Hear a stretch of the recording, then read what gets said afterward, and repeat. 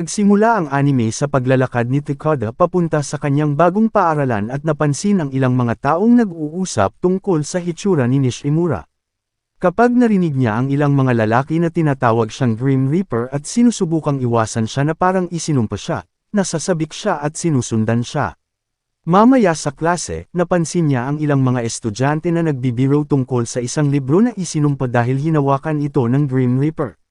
Nang pinakain ni Nishimura ang isda, sinimulan siya ng ilang batang babae na pagtawanan sa pagsasabing sampe niya ang goldfish. Si Takada ay bago sa paaralang ito at hindi alam ang buong kwento, ngunit lumaki siyang nanunood kina Billy at Mandy, kaya ang palayaw na Grim Reaper ay pakinggan sa kanya. Nang maglaon, habang nagdidilig si Nishimura ng mga halaman, tumakbo si Takada sa kanya at tuwang-tuwang nagtanong kung bakit tinawag siya ng lahat na Grim Reaper. Hindi sigurado si Nishimura ngunit naniniwala siya na ito ay dahil sa kanyang nanlilisik na mga mata na nagpapaalala sa mga tao ng isang patay na isda. Habang iniisip ni Takada ang kahangahangang pangalan ng kanyang palayaw, napansin ng ilang kaklase na kinakausap siya nito at nagsimulang kumilos na parang sinabi niya ang N-word. Napansin ito ni Nishimura at hiniling sa kanya na panatilihin ang kanyang distansya mula sa kanya, na nagpapaliwanag na mahuhuli niya ang sumpa na kumakalat sa pamamagitan ng pagiging malapit sa kanya. Sa halip na matakot sa kanya, iniisip ni Takada na siya ay isang superhero para sa pagkakaroon ng isang nakamamatay na kapangyarihan ng maaga sa kanyang buhay. Kapag nais niyang matulad siya sa kanya, ipinaalala ni Nishimura sa kanya ang araw-araw na pambubuli na dinadanas niya, ngunit iniisip ng kanyang pupo brain na ito ay isang patas na kalakalan para sa gayong kakilakilabot na kapangyarihan. Pagkatapos ay hiniling niya kay Nishimura na hawakan ang kanyang kamay, ngunit nag-alinlangan siya dahil alam niyang mas masahol pa ang pakikitungo nito kaysa sa mga vegetarian at flat earther kung gagawin niya iyon. Gayunpaman, walang pakialam si Takada at ipinahayag niya ang kanyang kagustuhan na maging pinakamalapit kay Nishimura na nagpagulo sa kanya.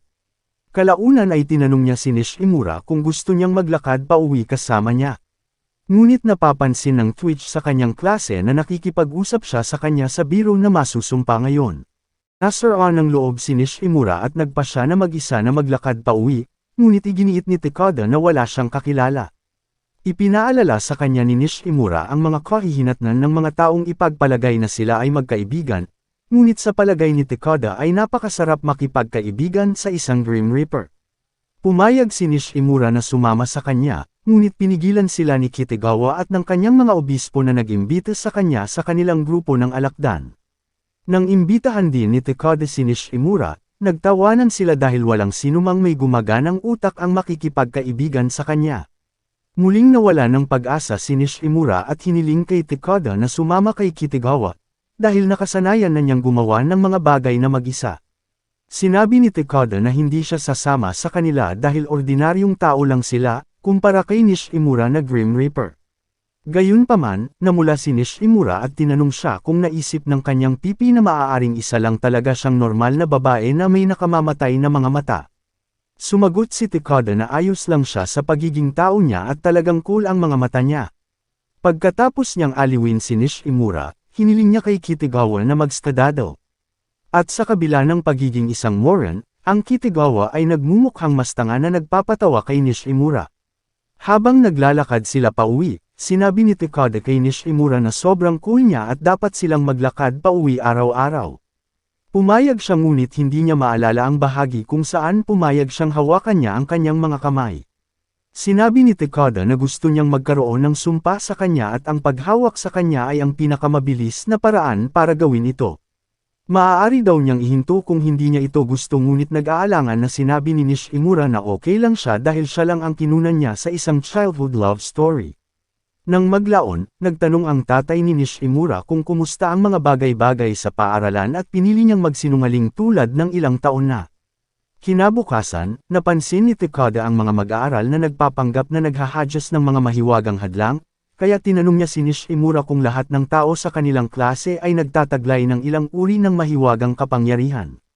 Sinabi ni Nishimura na ito ay isang laro na nilalaro nila upang protektahan ang kanilang sarili mula sa kanyang sumpa. Ngunit nasa sabik si Takada sa pag-iisip na ang isang advanced na spell, tulad ng isang hadlang, ay isang laro lamang. Binanggit niya kung paanong walang sinuman sa kanyang nakaraang paaralan ang makakahadlang, kaya napagtanto ni Nishimura na hindi bagay ang pananakot noon. Ibinunyag ni Takada na mayroong kabuuang 30 mag-aaral sa buong paaralan, kaya nagawa niyang kaibiganin ang lahat gamit ang kanyang Rizzler aura.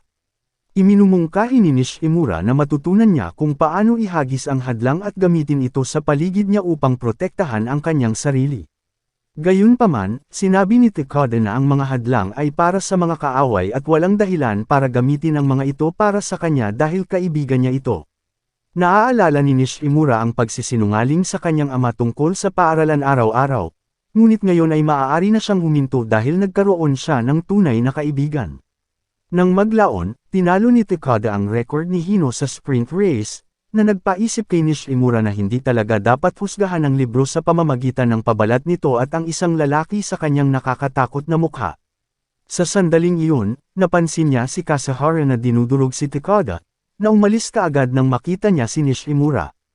Habang naglalaro ng dodgeball ang klase, sinubukan ni Takada na protektahan si Nishimura na parang Discord mod na nagpoprotekta sa kanyang kuting, para lang matamaan sa mukha.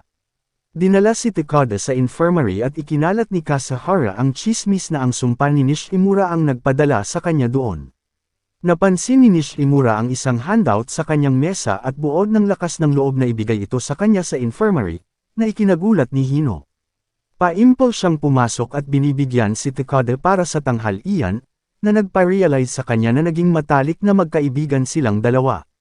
Nang makitang masaya sila, nagpasya siyang huwag maging killjoy at maghintay sa tabi ng koridor para ibigay sa kanya ang handout. Habang iniisip niya ang kanyang malungkot na buhay, dumating si Takada at nagsimulang mag-tantrum sa kanyang pagbisita sa kanya sa infirmary. Nalaman niya mula kay Hino na naghihintay siya sa pintuan, kaya nanatili siya sa loob ng lahat ng oras na ito umaasang papasok siya kaagad.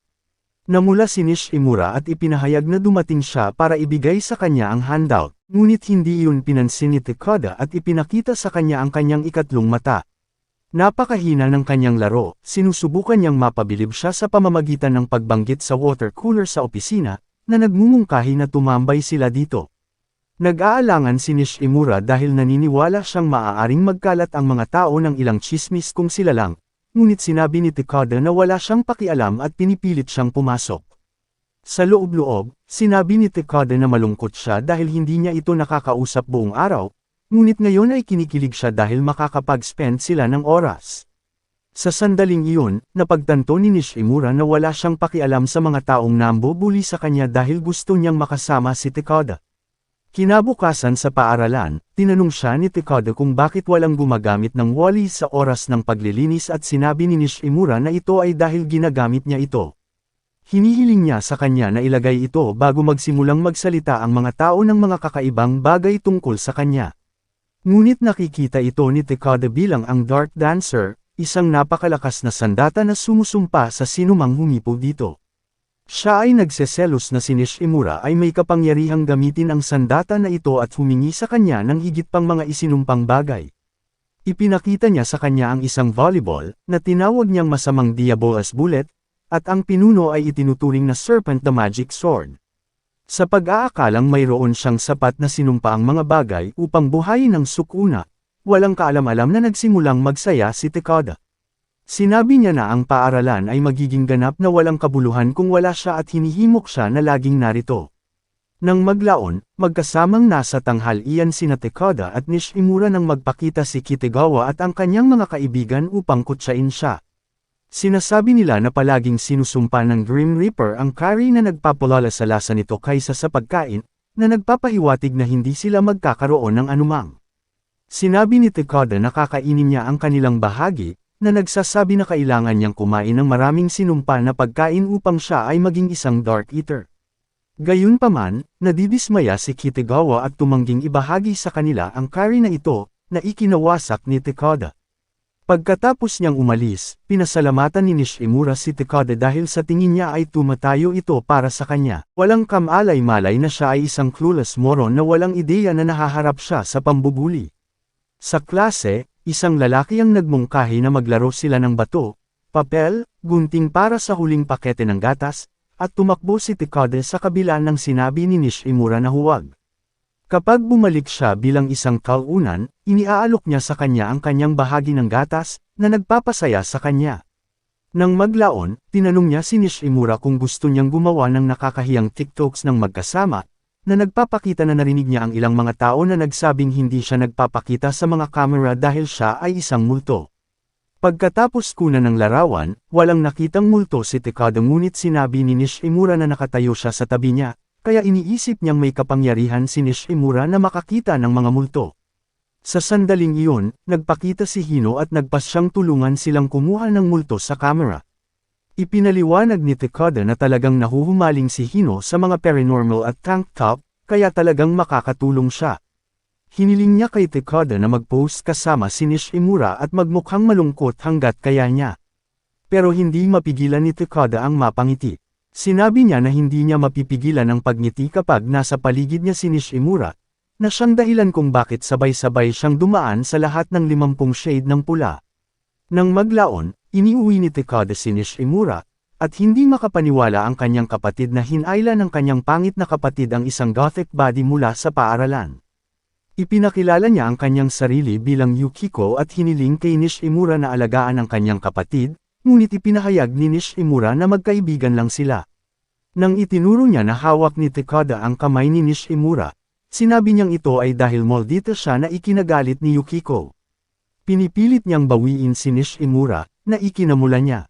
Nang maglaon, habang naglalaro sina Nishimura at Takada ng magkasama, sinimula ni Yukiko na magplano ng kanilang kasal sa kanilang isip. Kinabukasan, pinasulat ng guro ang mga estudyante ng tula, at nagpasya si Takada na magsulat ng isa tungkol kay Nishimura. Gusto niyang i-theme ito sa Grim Reaper, ngunit hiniling sa kanya ni Nishimura na baguhin ang setting sa isang mas magaan na tono, dahil talagang mahal niya si Teido, na salitang Hapon para sa sikat ng araw. Gayunpaman, nagsimula siyang namula nang mapansin niya na ang apelyido ni Takada ay Taiyo din at ipinaliwanag niya kung ano talaga ang ibig niyang sabihin. Nang maglaon, casual na sinabi ni Hino kay Nishimura na si Takada ay giniginaw dahil hindi niya pinainit ang kanyang mga balikat, habang nakasuot ng tank top na parang contradiction sa paglalakad. Iminungkahi niya na bisitahin nila siya, ngunit hindi gusto ni Nishimura ang ideya ng pagpasok ng walang paunang abiso. Gayunpaman, hinimok siya ni Hino na pumunta at binisita ng dalawa ang lalaking natutuwang makita sila, tulad ng hula ni Hino. Kinabukasan, nakita ni Takada si Nishimura, naglabas ng love letter mula sa kanyang locker, at natuwa siya. Ngunit alam ni Nishimura na isa lamang itong kalokohan. Ibinunyag niya na marami sa mga ito ang nakukuha niya mula sa mga bata na gustong parusahan siya para sa sumpa, at walang kaalam-alam na sinabi ni Takada na susulat din siya ng love letter para matuto pa tungkol dito. Sinabi niya na magsusulat siya ng 1,000,000 magagandang bagay tungkol sa kanya, simula sa kanyang sobrang cool na mga mata at ang kanyang pagpayag na tiisin ang kanyang pipi. Pagkatapos ay nagkaroon ng dilema si Takada dahil marami siyang magagandang bagay na sasabihin tungkol sa kanya na hindi magkasya sa isang titik, kaya nagpasya siyang gamitin ang ipinagbabawal na pamamaraan ng paggamit ng kanyang boses. Sa panahon ng tanghalian, iniisip niya ang lahat ng magagandang bagay tungkol sa kanya at binibigyan siya ng mga papuri sa ibang pagkakataon. Kinabukasan, tumakbo si Nishimura kay Yukiko at ipinaliwanag na siya ay bibili ng libro. Bigla siyang niyaya ni Yukiko para sa isang girl-on-girl action dahil nasa labas si Takada para sa kanyang mga aralin. Pagkatapos ay nagbihis si Yukiko at kumuha ng daan-daang mga larawan dahil sa tingin niya ay kaibig-ibig si Nishimura. Ayaw magsuot ng cute na damit ni Nishimura sa paaralan at ipinaliwanag niya kung paano siya tinawag ng mga tao na Grim Reaper. Ngunit sa tingin ni Yukiko ay isang cool na palayaw iyon. Pinayuhan niya siya na huwag mag-alala tungkol sa kung ano ang iniisip ng ibang tao at gawin ang gusto niya, na hinihimok siyang umasa kay Takada kung may nangiinis sa kanya. Ayaw din niyang mahirapan siya, ngunit ipinahayag ni Yukiko na hindi siya umimik tungkol sa kanya kahit sa bahay. Kapag sinabi niyang si Takada ang mukhang pinakamasayang pinag-uusapan siya, nahihiya si Nishimura, kaya kinunan siya ng litrato ni Yukiko para sa mga alaala. Kinabukasan, nalaman ni Takada ang tungkol sa isa pang sumpa ni Nishimura na tinatawag na bad luck aura. Binalaan siya ni Kitagawa na siya ay masusumpa kung siya ay patuloy na nakikipag-hangout kasama ang Grim Reaper at hinihimok siyang tumambay sa kanila sa halip, ngunit si Takada ay may patakarang hindi pinahihintulutan ng mga talunan, at nalalapat pa ito sa kanyang sarili. Naniniwala siyang si Nishimura ay palaging nagpapasaya sa kanya, na sumisira sa balanse ng kanyang malas. Nang gabing iyon, tinawagan niya ang kanyang tirahan at pinasalamatan siya sa pagpapasaya sa kanya, na nangangakong gagawin din ito para sa kanya mula bukas. Kinabukasan, nagpakita si Nishimura sa isang cute na puting damit, na medyo kabaligtaran ng kanyang karaniwang gothic na katauhan. Nagsimulang tumakbo si Takada sa paligid niya at pinuri siya dahil napakakinis niya, napansin lang na pinagtatawanan siya ng mga babae sa klase niya. Sinasabi nila na siya ang palaging magiging Grim Reaper kahit na magbihis siya ng maganda, ngunit iniisip ni Takada na nangangahulugan ito na siya ay parehong kagandahan.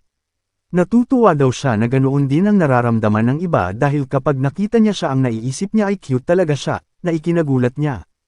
Kinabukasan, tumakbo si Takada sa Nishimura na nakakita siya ng isang inabandonang pusa sa loob ng isang kahon at gusto niya itong ampunan para sa kanyang sarili.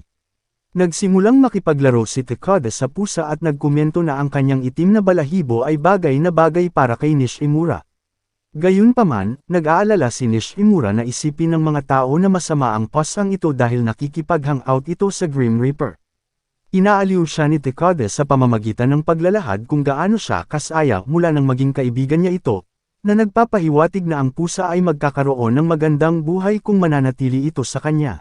Sa tingin niya, ang pusa ay sobrang cute, tulad ni Nishimura, na naglalagay ng malaking ngiti sa kanyang mukha.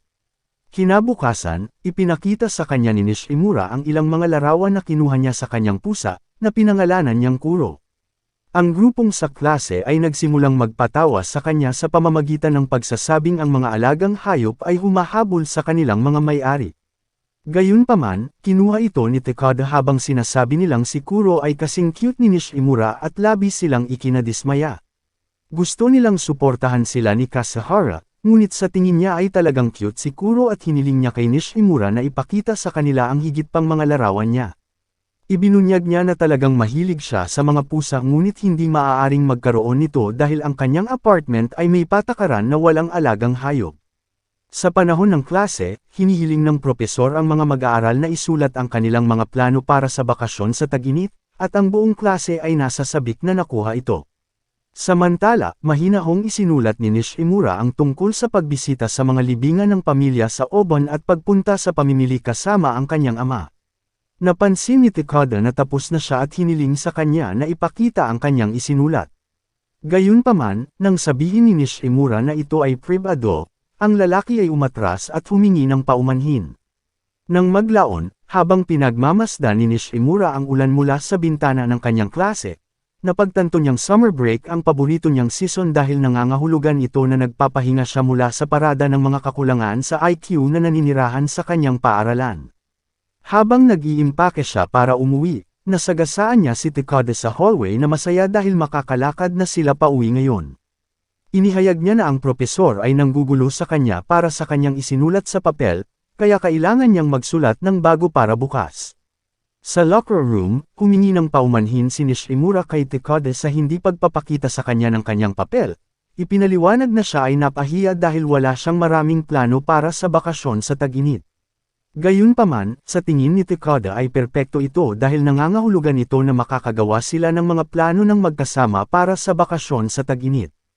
Inaanyayahan niya siya na mag-explore, pagbisita sa mga bundok, paputok at kung ano-ano pa, at inilagay ang mga ito sa papel ni Nishimura pagkatapos makuha ang kanyang pahintulot. Kapag nabasag ang kanyang lapis at lumakas ang ulan, iminungkahi ni Nishimura na pumunta sila sa library. Gayunpaman, siya ay nag-aalala na baka mahuli sila sa library pagkalipas ng mga oras. Ngunit hinawakan ni Takada ang kanyang kamay at hinayla siya na parang tanga na nag-iisip na ang pagtatago sa ilalim ng mesa ay isang walang kabuluhang plano. Pagdating doon, nahanap nila ang lugar para sa kanilang sarili na ikinatuwa ni Takada, kaya sinimulan niyang isulat ang lahat ng mga hanggal na bagay na gusto niyang gawin kasama si Nishimura sa panahon ng summer break. Pagkaraan ng ilang oras, pareho nilang pinunan ang kanilang mga papel ng mga katulad na bagay at masaya si Nishimura dahil sa wakas ay makakapagsaya na rin siya. Kapag nagpakita ang kanilang guro sa silid-aklatan, nagtatago sila sa ilalim ng mesa upang maiwasan siya. Gayunpaman, nakita ng guro ang kanilang mga papel sa mesa, na humahantong sa kanila na mahuli. Dahil tumigil na ang pag-ulan, pinauwi sila ng lalaki sa kanilang mga tahanan at humingi ng tawad si Nishimura kay Takada, dahil ito ang kanyang ideya na magsimula. Si Takada, sa kabilang banda, ay unfazed at umaasa na magkaroon ng lahat ng mga karanasang ito sa kanya. Sa gabi, nakatitig si Nishimura sa kanyang papel na parang may mga sagot sa buhay. Ngunit sa sandaling sumagi sa isip niya si Takada, namumula ang kanyang mukha na parang kamatis.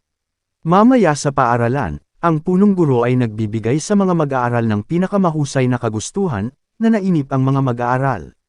Pagkatapos ay nagtungo si Nishimura sa isang tindahan upang bumili ng bagong swimsuit, at nang tanungin ng kanyang ama kung bakit hindi niya ginagamit ang damit sa paaralan, naalala niyang sinabi ni Takada sa kanya na magiging payle ito dahil nasa ikalimang baitang na sila ngayon. Hindi gaanong humihingi si Nishimura sa kanyang ama, kaya hiniling niya sa kanya na pumili ng sinumang gusto niya mula sa tindahan. Kinabukasan, maraming bata ang tumatambay sa pool at pumasok si Nishimura para makitang walang nakasuot ng kanyang school swimsuit pagkatapos ng lahat. Natutuwa siyang bumili siya ng bago dahil makakatulong ito sa kanya na makisama sa iba pang wannabe clown sa kanyang klase. Sa sandaling iyon, nagpakita si Takada sa kanyang likuran at si Nishimura ay nag-aalangan na ipinakita sa kanya ang kanyang cute na bagong damit. Matapos siyang tingnan ng matagal, hindi nagbigay ng anumang komento si Takada at dinala siya sa pool. Iniisip ni Nishimura na siya ay nagkamali, at lahat ng mga bata ay pagtatawanan siya ngayon. Ngunit nakita siya ni Kitagawa mula sa malayo at nagkomento na ang Dream Reaper ay nakasuot ng isang napaka-cute na swimsuit. Sinusubukan niyang maging condescending sa kanya, ngunit sa tingin ni Takada ay pinupuri niya ito dahil sa pagiging magaling. Dahil dito, napagtanto ni Nishimura na gusto talaga ni Takada ang hitsura nito kaya namula siya. Nadismaya si Kitagawa at ipinaliwanag niya na tinutukso lang siya at hindi niya talaga gusto ang swimsuit na ito. Ginagawa ni Takada na parang gusto niya ang mga babae na naka-swimsuit sa paaralan, kaya nawala ang lahat ng aura niya. Nakaya ni Kitagawa sa pagsasabing wala siyang pakialam kung ano ang isusuot ni Nishimura na swimsuit, at sinabi ni Takada na ito ay dahil maganda siya sa lahat ng suot niya. Pagkaalis niya, nagpakita si Hino na may dalang inumin, at naiwan si Nishimura na nag-iisip kung sa tingin niya ay cute siya o hindi. Noon pa lang, ibinulong ni Takada sa kanyang tainga na mukhang maayos na siya ngayon, na siyang lumulutas sa kanyang problema. Pagkatapos bigyan sila ni Hino ng inumin, tinanong ni Takada kung bakit nakasuot siya ng school swimsuit, at sinabi ni Hino na ito ay dahil sa kabalintunaan. Nang maglaon, nag-enjoy silang tatlo sa pool, at natuwa si Nishimura na pinili niya ang swimsuit na ito sa lahat ng napanood niya. Habang naglalakad sila pauwi, tuwang-tuwa si Takada na gumugol ng kalidad ng oras kasama si Nishimura at pinupuri ang kanyang ngiti. Ipinaaalaala nito sa kanya ang lahat ng pagkakataong pinagtatawanan siya ng mga tao, kaya hindi siya sigurado tungkol dito. Gayunpaman, inaakala ni Takada na napaka-cute niya kapag ngumingiti siya at inaakala niyang nag-aalala siyang masira ang kanyang stoic persona sa pamamagitan ng pagpapakita ng kanyang ngiti. Dir-diretsyong hinawakan niya ang kanyang mga kamay at sinabi sa kanya na palagi siyang magugustuhan kahit anong mangyari, na nagmumukha sa kanya ng pulang ilaw ng trapiko. Maya-maya, si Nishimura ay papunta sa kanyang lola kasama ang kanyang ama, ngunit si Kuro ay nananakit sa puwet ng walang dahilan. Hiniling niya kina Takada at Hino na alagaan siya hanggang sa siya ay bumalik. Ngunit hindi nila siya matulungan. Sinabi ni Takada na hindi siya uuwi dahil binibisita niya ang kanyang mga kaibigan mula sa lumang paaralan at hindi siya maaaring kunin ni Hino dahil ang kanyang lugar ay may patakaran na walang alagang hayop. Walang choice si Nishimura kundi isama siya, kaya pinayuhan siya ng kanyang ama na mag-ingat kung magugulo si Kuro. Pagkatapos ng mahabang biyahe, sa wakas ay nakilala ng dalawa ang lola at si Nishimura ay sobrang excited na makita siya pagkatapos ng mahabang panahon. Tinanong niya siya tungkol sa paaralan, at masayang ikinwento ni Nishimura sa kanya ang tungkol sa isang bagong kaibigan na nakilala niya noong ikalimang baitang. Habang iniisip niya kung ano ang ginagawa ng kanyang kaibigan, si Takada ay nasa kagubatan kasama ang mga kaibigan, at ang ideya niya sa paghuli ng laro ay ang paglalaro ng Pokemon Go, dahil hinding-hindi siya makakahuli ng tunay na bee. Matapos mahuli ng kanyang kaibigan ang isang napakabihirang Pokemon, lahat siya ay naging masaya ngunit nagtataka kung ano ang ginagawa ni Nishimura ngayon. Bumalik sa lola, naghanda ang ama ni Nishimura ng mas bukas na hall para kay Kuro para magkaroon siya ng mas maraming espasyo sa paghinga. Maya-maya, nakatulog si Kuro at si Nishimura ay nakaupo lang doon na parang psychopath na nakatingin sa mga dingding. Pagkatapos ay tumungo siya sa kusina upang tulungan si lola sa kanyang mga pakwan, ngunit sinabi niya sa kanya na kontrolado niya ang lahat. Narinig niya tuloy ang kanyang ama na pinag-uusapan ang isa sa kanyang mga pinsan na hindi makakarating dito, dahil mas gusto niyang makipag-hangout kasama ang kanyang mga kaibigan sa paaralan. Pagkatapos ay umatras si Nishimura sa kanyang silid at nakikipaglaro kay Kuro habang iniisip kung ano ang ginagawa ni Takada. Gayunpaman, nakakaramdam siya ng panghihinayang dahil narito siya para makita si Lola ngunit hindi niya maiwasang isipin ang tanga na iyon. Sa sandaling iyon, nagpakita si Lola kasama ang kanyang mga pakwan at si Nishimura ay nasa sabik dahil hindi pa siya nakakita ng mas malalaking pakwan. Habang kinakagat niya ang mga makatas na melon na iyon, ipinakita ni Grande na ang kanyang mga kamatis at mga pipino ay napunit na rin at inanyayahan siyang pumili ng mga ito mamaya. Sinabihan din siya ni Lola na huwag makonsensya sa pakiramdam na nag-iisa dahil alam niyang may mga kaibigan si Nishimura sa bahay. Pagkatapos ay ininis siya ni Nishimura hanggang sa mamatay sa kwento kung paano sila naging magkaibigan ni Takada. Ang pagpapasaya sa kanya nang malaman niyang maganda ang takbo ng kanyang apo sa buhay. Noon lang, napansin nilang nakatakas si Kuro sa kanyang hola at nagsimulang magpanik si Nishimura, habang inaalaw siya ng kanyang lola. Pagkaraan ng ilang sandali, sumuko si Nishimura ngunit nagulat siya nang magpakita si Takada na hawak-hawak si Kuro. Ibinunyag niya na nakikipaglaro siya sa malapit kasama ang kanyang mga kaibigan nang marinig niya ang mga taong sumisigaw ng pangalan ni Kuro, kaya't natagpuan niya ito at dinala siya dito. Kaibigan na pala ni Takada si Lola, malapit lang kasi ito nakatira hanggang sa lumipat siya sa syudad. Sa pagkonekta sa lahat ng mga tuldok, napagtanto ni Nishimura na ito ay hindi lamang nagkataon, ngunit sa halip ay kapalaran, na nagpapapula sa kanya. Sa sandaling iyon, dumating ang ama ni Nishimura at tinanong ang lola kung sino ang mukhang nakakatawang batang ito, na naghihinala na sinusubukan niyang palayain ang kanyang anak na babae. Ipinahayag niya na kaibigan siya ni Nishimura mula sa paaralan at hiniling sa kanya na ipakita si Nishimura sa paligid dahil alam niya ang lugar. Tuwang-tuwang tumakbo ang dalawa at nagpasya si Takada na dalhin siya sa isang bundok sa pamamagitan ng isang napakalihim na lagusan. Kinabukasan, nasa labas si Nishimura kasama ang kanyang ama na nalaman na si Takada ay ang parehong batang lalaki na minsang tumawag sa kanya sa bahay. Binanggit din ni Nishimura si Yukiko, ang nakatatandang kapatid ni Takada na nagbigay sa kanya ng lahat ng kanyang cute na damit. Sa sandaling iyon, nakatagpo sila ni Takada na nagsimulang makipag-usap kay Nishimura tungkol sa nakakatakot na palabas na ipinalabas kagabi. Iniwan ng kanyang ama ang dalawa at bumalik sa bahay, at sinabihan ng lalaki na huwag mag-alala tungkol sa pinakamahusay kung gagawa si Nishimura ng ilang magagandang alaala sa lugar na ito. Samantala, tumungo si Nishimura sa libingan ng kanyang pamilya, at masayang sumama si Takada sa pag-aakalang makikita niya ang sikreto ng kanyang mabangis na kapangyarihan ng Reaper doon. Sa daan, ipinakita niya sa kanya ang isang lugar kung saan nagtitipon ang mga alitaptap sa gabi, at napupunta sila sa sementeryo kung saan nilalagay ni Nishimura ang mga bulaklak sa libingan. Habang sinisindi ni Takada ang insenso, sinubukan niyang hipan ang apoy, ngunit sinabihan siya ni Nishimura na gawin ito sa pamamagitan ng pagwagayway ng kanyang kamay. Pagkatapos nito, nagbigay galang ang dalawa at humanga si Takada dahil alam ni Nishimura ang pasikot-sikot ng tinatawag na ritual na ito. Inihayag ni Nishimura na hindi niya sinunod ang buong pamamaraan at gumamit ng jasmine tea sa halip na tubig dahil gusto ito ng kanyang ina. Dahil dito, napagtanto ni Takada na nakatayo sila sa ibabaw ng libingan ng ina ni Nishimura. Laking gulat ni Takada nang marinig ang tungkol dito, ngunit ibinunyag ni Nishimura na siya ay bata nang mangyari ito, kaya wala siyang maalala. Habang naglalakad sila pauwi, tinanong ni Takada kung ano ang hitsura ng kanyang ina. Ngunit isiniwalat ni Nishimura na namatay siya pagkatapos niyang ipanganak. Hindi pa niya ito naranasan, ngunit marami na siyang narinig na kwento tungkol sa kanyang ina mula sa kanyang ama at lola. Pagkatapos ay pinasalamatan niya si Takada sa pagsama sa kanya dahil naipakilala niya ang kanyang kaibigan sa kanyang ina sa unang pagkakataon. Ginamit ni Takada ang kanyang utak sa unang pagkakataon at napagtanto ng mga tao na tinawag si Nishimura na isang Green Reaper para sisihin siya sa pagkamatay ng kanyang ina. Ngunit sa lahat ng oras na ito ay walang tigil siyang nag-iingay tungkol dito. Nag-freeze siya sa isang lugar at nagsimulang umiyak ng hindi mapigilan. At kahit ilang oras na siyang inaaliw, hindi tumitigil ang lalaki sa pag-iyak.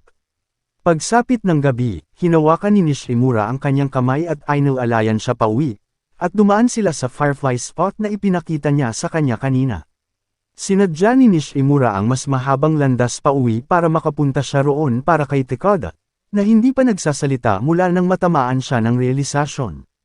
Pagkalipas ng ilang araw, si Nishimura ay nasa kanyang kama na nagtataka kung bakit hindi niya nakita si Takada sa loob ng maraming araw at iniisip kung natunaw siya sa manipis na hangin pagkatapos ng matinding pagbagsak na iyon. Marami pa siyang pinaplano kasama si Takada at naghihintay na huminto ito sa pagiging drama queen.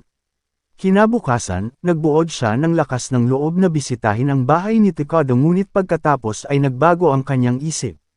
Gayunpaman, nakita siya ni Takada at ang dalawa ay awkward na nagkaharap sa unang pagkakataon sa ilang sandali. Nagpasya si Takada na mag-skedaddle, sinabing kailangan niyang makipagkita kay Hino, ngunit hinawakan ni Nishimura ang kanyang kamay at nakiusap na makipag-usap sa kanya. Awkwardly silang umupo sa harap ng isang shrine hanggang sa humingi ng tawad si Takada sa kanya sa pagtawag sa kanya ng Grim Reaper. Ipinaliwanag niya kung paanong wala siyang ideya tungkol sa kanyang ina at ang pagtawag sa kanya sa pangalang iyon ay parang sinisisi siya sa pagkamatay ng kanyang ina. Sa wakas ay naunawaan ni Nishimura kung bakit umiyak si Takada noong araw na iyon, ngunit alam niyang tinawag siyang Grim Reaper ng kanyang mga kaklase dahil sa kanyang hitsura at hindi dahil pinalitan niya ang kanyang ina.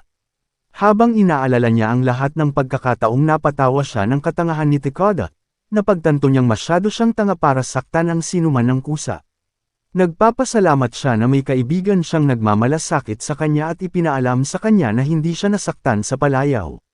Kung tutuusin, kahit hindi niya naranasan ang magkaroon ng ina, pinagpalit iyon ng kanyang ama kaya hindi man lang siya nakaramdam ng sama ng loob. Sinabi niya kung narito ang kanyang ina, magiging masaya siya na nagkaroon ng kaibigan ang kanyang anak na nagbigay sa kanya ng napakagandang palayaw. Marahan niyang hinawakan ang kamay ni Takada at hiniling sa kanya na tretuhin siya ng eksakto kung paano niya ito tretuhin sa simula pa lang. Hinihiling din niya sa kanya na tawagan siya sa kanyang nickname dahil nalaman niya na ito ay talagang cool at siya ang dahilan kung bakit nakikita niya ito sa ganoong paraan.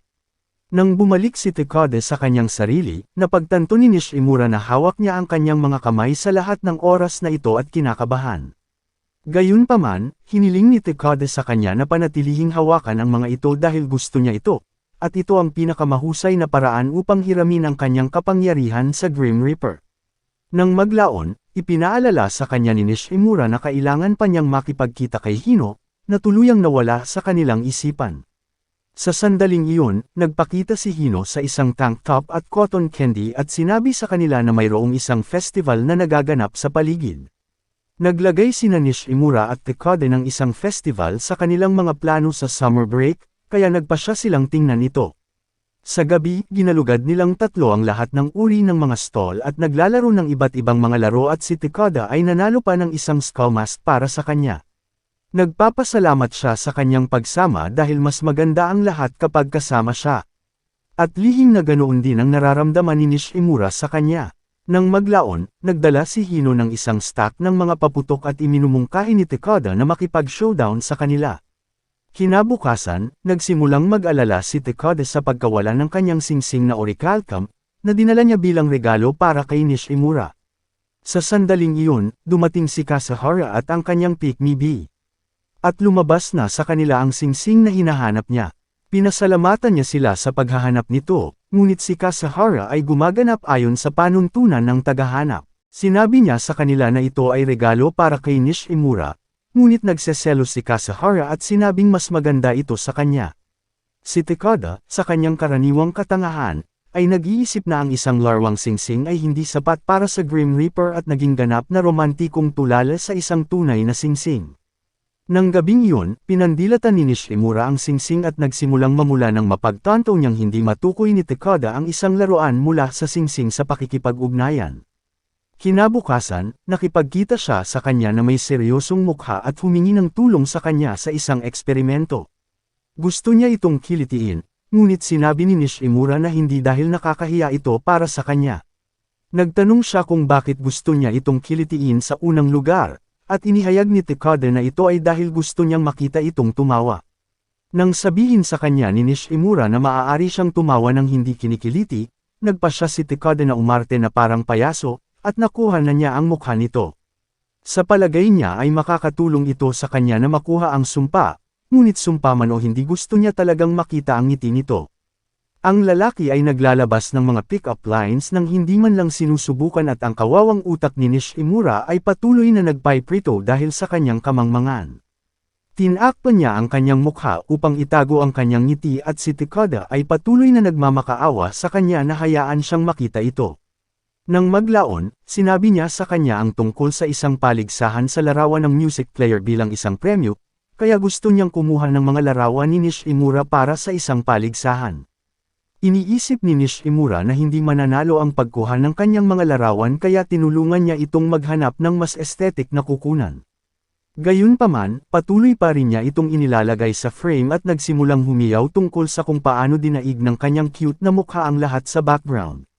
Nagpa siya silang humingi ng tulong kay Hino, at silang tatlo ay naglibot sa lungsod na kumukuha ng mga larawan ng lahat ng kanilang mahahanap. Habang tumatakbo sila sa mga sunflower field, hindi makasabay ni Nishimura ang kanilang takbo, kaya huminto si Takada para sa kanya at hinawakan ang kanyang kamay para sabay silang tumakbo.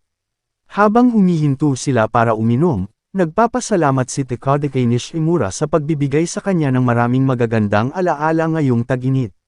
Pulang-pula na naman si Nishimura dahil ganoon din ang nararamdaman niya para sa kanya. Samantala, ang pagsusumit ni Takada ay nakakuha sa kanya ng pangalawang lugar at kahit na hindi niya nakuha ang premyo, tiyak na nakuha niya ang Ohio Rizzler Aura na iyon. Kinabukasan, naiinip si Takada sa kanyang bahay ngunit masaya siyang iniisip si Nishimura. Nang mapansin ni Yukiko ang malaking ngiti sa kanyang mukha, tinukso niya ito sa pagsasabing malamang na iniisip niya si Nishimura. Matalinghaga niyang sinabi na si Nishimura ay isang anghel, at si Takada ay sumabog sa kagalakan dahil naniniwala na siya ngayon na si Nishimura ay may malaanghel din na kapangyarihan. Nang maglaon, nakipagkita siya kay Nishimura at sinabi sa kanya na siya ay isang anghel, na ginagawang muli ang kanyang utak. Makalipas ang ilang araw, papunta na si Nishimura sa paaralan nang makita siya ni Takada at natuwa siya sa kanyang pigtail. Ibinunyag niya na ito ay ideya ni Yukiko at sinabi ni Takada na gusto niyang magkaroon ng katugmang mga hairstyle sa kanya. Sa sandaling iyon, nagpakita si Kitagawa at ang kanyang mga tauhan at pinagtatawanan ang hairstyle ni Nishimura. Sinabi niya na ang isang pigtail ay isang masamang tugma para sa Grim Reaper, at si Takada sa kanyang karaniwang optimismo ay iniisip na siya ay kahanga-hanga dahil siya ay maganda pa rin dito. Nang maglaon, habang inaayos ng mga estudyante ang kanilang mga upuan, nasasabik si Takada na makuha ang kanyang upuan sa tabi ni Nishimura. Upang ipagdiwang ang bagong semestre, kumuha si Takada ng isang grupo ng mga sticker at inilagay ang isa sa mesa ni Nishimura. Si Nishimura naman ay super happy dahil ang pagkakaroon ng moro na ito sa tabi niya ay lalong magpapaganda ng kanyang school life. Nang sabihin ni Takada ng malakas kung ano ang kanyang nararamdaman, natarante si Nishimura at tinakpan ang kanyang mukha upang itago ang kanyang ngiti. Samantala, nakita ni Kasahara si Takada na papalapit kay Nishimura at nakaramdam ng kaunting selos dahil gusto rin niya itong kaibiganin. Mamaya sa klase, hiniling ng guro sa kanila na pumili ng dalawang kinatawan ng klase at inirekomenda ni Kitagawa ang pangalan ni Nishimura para guluhin siya. Palaging nakakakuha ng matataas na marka si Nishimura kaya siya ang hinirang ng guro. Gayunpaman, naging second-class rep si Takada at lalo pang nagseselo si Kasahara dahil ibig sabihin ay mas lalapit pa sa kanya si Nishimura.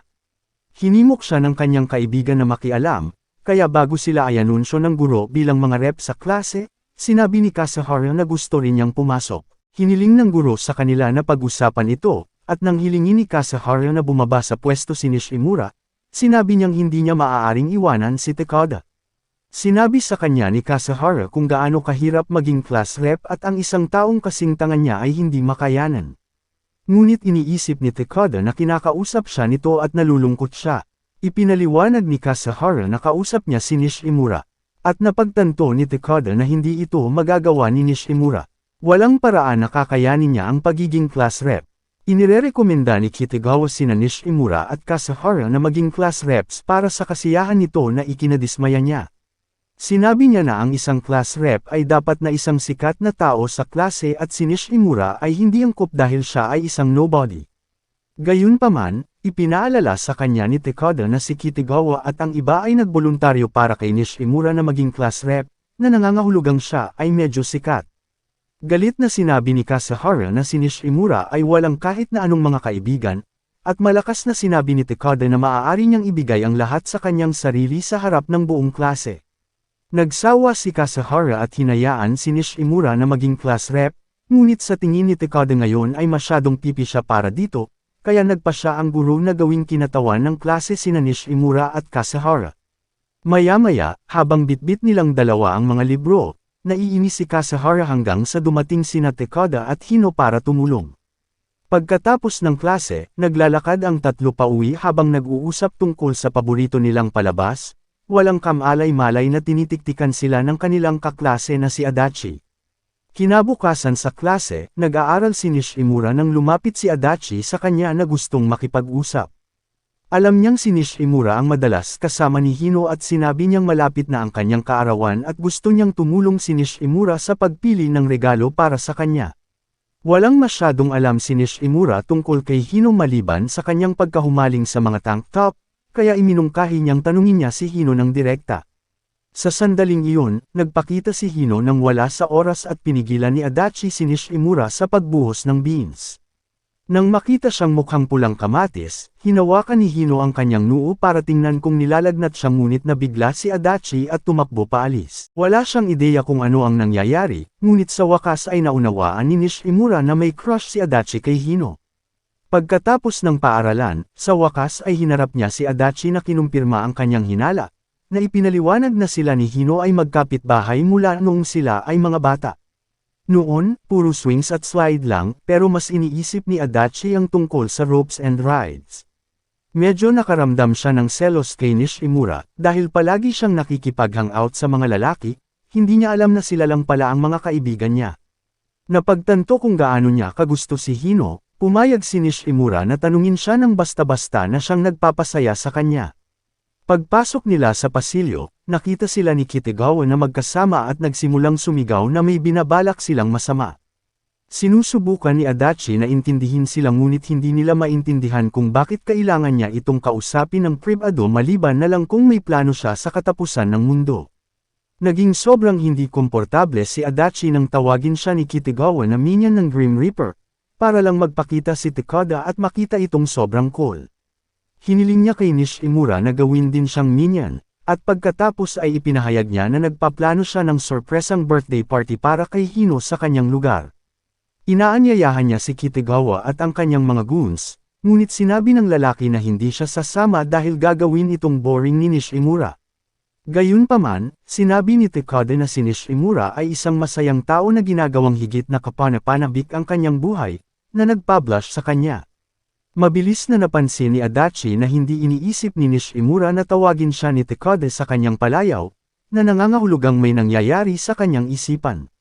Pagkaalis ng Goon Squad, humingi ng paumanhin si Nishimura kay Adachi para sa kanilang pag-uugali at inanyayahan siya sa party na sinasabing magiging masaya si Hino na magkaroon ng kaibigan noong bata pa siya.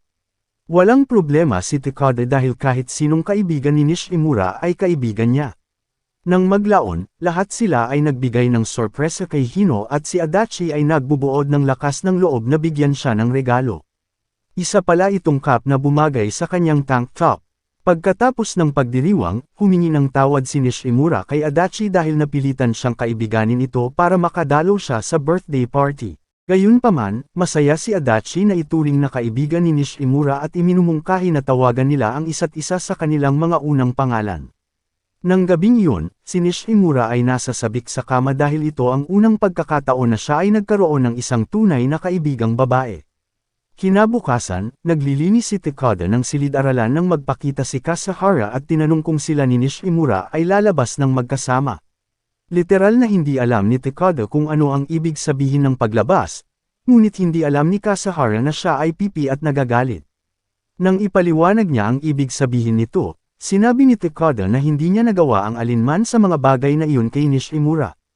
Pinagtatawanan siya ni Kasahara sa pamamagitan ng paglalagay sa kanya bilang isang estranghero kay Nishimura, na ipinapaliwanag na ang mga lalaki at babae ay nagkakasundo lamang sa pamamagitan ng pagyakap at paghalik sa isa't isa. Sinabi niya na ang katotohanang hindi nagawa ang alinman sa mga iyon ay nangangahulugan na siya ay isang bata pa, iniiwan ang lalaki sa alabok. Nang maglaon, nakaupo sina Takada at Nishimura sa isang parke nang tanungin niya kung nakikita siya nito bilang isang bata. Sinabi ni Nishimura na pareho silang bata, kaya tinanong ni Takada kung maaari niya itong halikan paglaki nila. Hindi maintindihan ni Nishimura kung bakit bigla siyang lumakas.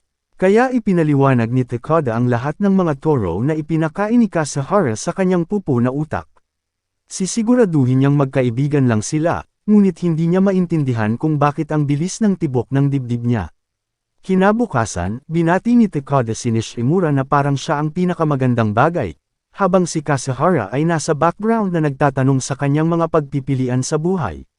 Nang maglaon, tinanong niya si Nishimura kung nililigawan niya si Takada, dahil lagi silang magkasama na ikinagulat niya. Naniniwala si Nishimura na hindi siya magandang tugma para kay Takada, ngunit ipinahihiwatig ni Kasahara na naiinip na siya at hindi sapat si Takada para sa kanya. Sa sandaling iyon, nagpakita sina Takada at Hino at gumawa si Kasahara ng kasinungalingan na sa tingin ni Nishimura ay hindi sapat si Takada para sa kanya. Nadidismaya si Takada sa kanyang sarili sa pag-aakalang hindi siya nagsisikap na maging mabuting kaibigan sa Grim Reaper. Walang kamalay-malay na gusto lamang silang paghiwalayin ni Kasahara. Kinumbinsi siya ni Nishimura na tiyak na siya ang pinakamalaking clown na nakita niya, ngunit nais ni Takada na maabot ang mga bagong taas ng katangahan. Sa tingin niya ay hindi niya napapasaya si Nishimura nitong mga nakaraang araw, kaya ipinangako niyang magkakaroon siya ng bingo na nakakadismaya kay Kasahara. Sa panahon ng recess, hiniling ni Takada si Nishimura na makipaglaro sa kanila, ngunit mayroon siyang ilang tungkulin sa class rep.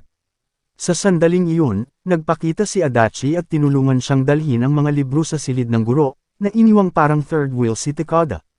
Nang maglaon, hiniling ng guro sa mga mag-aaral na piliin ang kanilang pinakamatalik na kaibigan para sa field trip, at iminumungkahi ni Kasahara na pumili ng mga taong hindi nila karaniwang nakakausap. Nagustuhan ng guro ang ideya at hinihiling sa mga estudyante na alamin sa kanilang sarili kung sino ang gusto nilang makasama sa bus. Alam ni Kasahara na laging magkasama sina Nishimura at Takada, kaya ito ang masamang plano niyang paghiwalayin sila. Nag-aalala si Nishimura dahil wala siyang masyadong kaibigan sa klase, ngunit lumapit si Adachi sa kanya at hiniling na makipagpares. Masaya si Nishimura na maupo sa tabi niya. Walang kamalay-malay na mas mabilis na umuunlad ang selos ni Takada kaysa sa kanyang utak. Nang hilingin niya kay Takada na maghanap ng iba, nagkunwari itong walang pakialam at tumakbo siya para maghanap ng makakasama. Nang maglaon, nakita ni Nishimura na siya ay ipinarace kay Kasahara, na nagpapakita upang magtalaga ng mga tungkulin ng class rep sa pagitan ng dalawa. Hiniling niya kay Nishimura na alagaan ang sinumang magkakasakit habang inaalagaan niya ang lahat ng iba pa. Pagkatapos niyang umalis, itinuro ni Adachi na si Kasahara ay isang bik na ipinaubaya sa kanya ang lahat ng nakakainis na gawain, ngunit ayos lang si Nishimura. Nakita niya si Takada na gumagawa ng mga plano kasama ang mga lalaki at napansin niyang tila malayo siya ngayon sa ilang kadahilanan. Inaasahan niya ang field trip na ito dahil kay Takada, ngunit inagaw sa kanya ni Kasahara ang lugar na iyon. Sa bahay, iniimpake ng ama ni Nishimura ang mga kailangan at isang malaking lunchbox. Pinaalis niya ito ng may ngiti, ngunit malungkot sa loob dahil alam niyang nahihirapan ang kanyang anak na makipagkaibigan. Naalala niya ang pagiging sobrang mahiyain ni Nishimura noong siya ay maliit pa, kaya nahirapan siyang makibagay. Gaano man niya ito kamahal, hindi siya makakasama nito sa paaralan, kaya nag-impake siya ng isang malaking lunchbox. Umaasang ibahagi niya ito sa iba at makipagkaibigan. Sa bus, nakarsik si Takada at nabigo si Kasahara dahil umaasa siya ng magandang chit-chat. Huminto sila malapit upang alagaan siya, at iminumungkahi ng guro na iwanan ang isa sa mga rep sa klase hanggang sa gumaling siya. Trabaho ni Nishimura na mag-asikaso sa mga may sakit, ngunit gusto ni Kasahara na pumalit ngayon. Sa kabutihang palad, nagpakita si Kitagawa at sinabi sa kanya na hayaan si Nishimura na harapin ang nakakainis na gawain na nag-iiwan sa kanya ng pagkabigo. Hindi niya masabi ng malakas kung ano ang kanyang intensyon, kaya kinaladkad siya ng kanyang mga kaibigan palayo bago siya nag-iwan ng bakas ng paa sa Kitagawa. Dahil malapit na sila sa destinasyon, iniwan ng guro si Nishimura na may dalang pera at hiniling sa kanya na tawagan kung lumala ang sitwasyon. Pagkatapos nilang umalis, si Nishimura ay nag-iisa kasama si Takada, na nakatulog sa kanyang balikat, iniwan siyang pulang-pula. Kapag siya ay nagising ng mas mabuti, natutuwa siya sa pag-iisip na ang sumpa ni Nishimura ay nag-alaga sa kanya pabalik sa kalusugan. Nang ihayag ni Nishimura ang natitira ay natuloy nang wala sila. Nalungkot si Takada at humingi ng paumanhin dahil inalis niya ang kanyang pagkakataon na mapalapit kay Adachi. Ibinunyag niya na siya ay medyo nagseselos dahil gusto niyang gumugol ng mas maraming oras sa kanya, na napagtanto ni Nishimura na iniisip niya siya sa lahat ng oras na ito. Ang naramdaman niyang distansya sa pagitan nila ay talagang binibigyan lang siya ni Takada ng espasyo para makalapit siya kay Adachi. Ibinunyag niya na inaabangan niya ang paglalakbay na ito dahil sa kanya at nagmumungkahi na mas mahaba ang ruta nila, na nagpapalundag sa tuwa ni Takada. Bumisita silang dalawa sa isang palengke kung saan bumibili sila ng napakaraming merienda gamit ang perang nakuha nila sa propesor. Alam ni Nishimura na ginagawa ni Takada ang kanyang paraan upang tumulong sa iba, kaya ito ang kanyang ibinabalik sa kanya para sa kanyang kabaitan. Nang muli silang magkita ng propesor, laking gulat niya nang malaman na ginastos nila ang lahat ng pera ngunit hinayaan ito. Hinihiling sa kanila na huwag sabihin sa ibang mga estudyante. Nang maglaon, nakipagkita sila sa iba, at humingi ng paumanhin si Takada kay Adachi sa paghagang ni Nishimura sa kanyang sarili. Wala raw siyang balak na hadlangan ang kanilang girl-on-girl romance. Ngunit si Adachi ay kumapit kay Nishimura at ipinakita kay Takada na sila ay matalik na magkaibigan. Naghanap ang squad ng isang space probe sa malapit at si Nishimura ay sobrang nasasabik na tingnan ito. Ibinunyag niya na minsang dinala siya ng kanyang ama sa malapit na planetaria at mula noon ay naging bagay na siya sa kalawakan. Gayunpaman, mas gusto niya si Takada kaysa sa anumang bituin sa kalawakan. Maya-maya, umupo silang lahat para kumain at inilabas ni Nishimura ang kanyang lunchbox ng marinated na itlog. Sinabi sa kanya ni Adachi na kailangan ng maraming pagsisikap upang may handa ang mga ito, na ipinapaunawa sa kanya na ginawa ng kanyang ama ang paraan para gawin ito para sa kanya. Gusto ng squad na ibahagi ang tanghalian sa kanya, kaya binibigyan nila siya ng isang item mula sa sarili nilang lunchbox kapalit ng mga itlog. Nishimura, na napagtatanto ang kahulugan ng pagkakaibigan ay napakagaan ng loob, para itong isang caveman na nakatuklas ng apoy sa unang pagkakataon. Sa wakas ay napagtanto niya na ang kanyang ama ay nag-impake sa kanya ng isang kargada ng mga itlog na ito dahil ito ay makakatulong sa kanya na makipagkaibigan at magsimulan ng mga pag-uusap. Nakipag-selfie siya kasama ang kanyang mga kaibigan at ipinadala ito sa kanyang ama, na ipinaalam sa kanya na ang kanyang mga marinated na itlog ay isang hit sa kanyang mga kaibigan. Tuwang-tuwa ang lalaki na makitang nakikipagkaibigan ang kanyang anak na babae kaya nagsimula itong tumulo ng luha sa tuwa. Pagkatapos ay binisita ng klase ang planetarium kung saan nanunood sila ng isang dokumentaryo sa kalawakan na ikinatuwa ng lahat. Si Takada ay nakaupo kasama ang kanyang mga kaibigan at nagsaya, na iniwan si Kasahara na nagseselos. Dahil sa field trip na ito, sa wakas ay natutunan ni Nishimura kung paano mamuhay at tumawa, kaya hindi na kailangang mag-alala ang kanyang ama tungkol sa kanya. Pagkalipas ng ilang araw, ang klase ay nakikilahok sa isang dula, at hindi nakakagulat na si Nishimura ay nakuha ang papel ng isang mangkukulam. Gayunpaman, sa tingin ni Takada ay hindi ito nababagay sa kanya dahil siya ay masyadong cute para dito. Hindi sumasang-ayon ang iba sa klase, kaya ipinaliwanag ni Takada sa kanila na ang mga tunay na mangkukulam ay sobrang matanda at nakakatakot, nagtitimpla ng kakaibang potion, at kumakain ng mga bata para sa tanghalian. Ito ang dahilan kung bakit sa tingin niya ay hindi babagay si Nishimura bilang isang mangkukulam, na ikinamula ni Nishimura. Iniisip ni Kasahara na natulala si Takada sa costume, ngunit nilinaw niya na mid ang costume, at si Nishimura ang masyadong cute para dito. Nang maglaon, binisita ni Nishimura ang bahay ni Takada kung saan binihisan siya ni Yukiko ng isang yukata at kinunan siya ng mga cute na larawan. Ayaw ni Nishimura ng freeload sa kanyang mga damit, kaya hiniling ni Yukiko sa kanya na bisitahin ang kanyang school festival sa damit na ito upang bayaran siya. Hiniling niya sa kanya na sumama kay Takada, at pulang-pula si Nishimura sa pag-iisip kung ano ang mararamdaman ni Takada sa kanyang suot na cute na yukata. Sa pagbabalik ni Takada, nadismaya siya dahil si Nishimura ay hindi mukhang Grim Reaper, ngunit sa halip ay isang cute na normal na prinsesa. Nang banggitin ni Yukiko na ang bawat prinsesa ay nangangailangan ng isang kabalyero, nagpasya si Takada na maging isang Discord mod na nagpo-protekta sa kanyang kuting. Nang maglaon, bumisita ang dalawa sa festival na nakasuot ng yukata at nahanap si Yukiko na nakadamit bilang isang katulong. Kailangan niyang dumalo sa kafe, kaya inutusan niya si Takada na protektahan si Nishimura sa lahat ng mga gastos. Nasa sabik si Nishimura na makasama sila buong araw, at saan man sila magpunta, marami silang nababaliw dahil para silang dalawang brain cell na nagbabanggaan at tumatawag ng chemistry. Habang sila ay huminto upang kumain, napansin ni Takada kung paanong ang lahat ay nasa hustong gulang na rito, at ipinahayag ni Nishimura na medyo nalulungkot siya sa tuwing naiisip niya ang hinaharap. Napagtanto ni Takada na ito ay dahil sa sobrang saya nila ngayon, kaya hinihiling ni Nishimura na hindi na ito matapos. Kinabukasan, sinubukan ni Kitagawa na asarin si Takada sa pagsasabing nakita niya itong nakikipag-date kay Nishimura, ngunit masyadong abala si Takada sa pag-arte na parang naglalakad, nakikipag-usap sa crush confessional.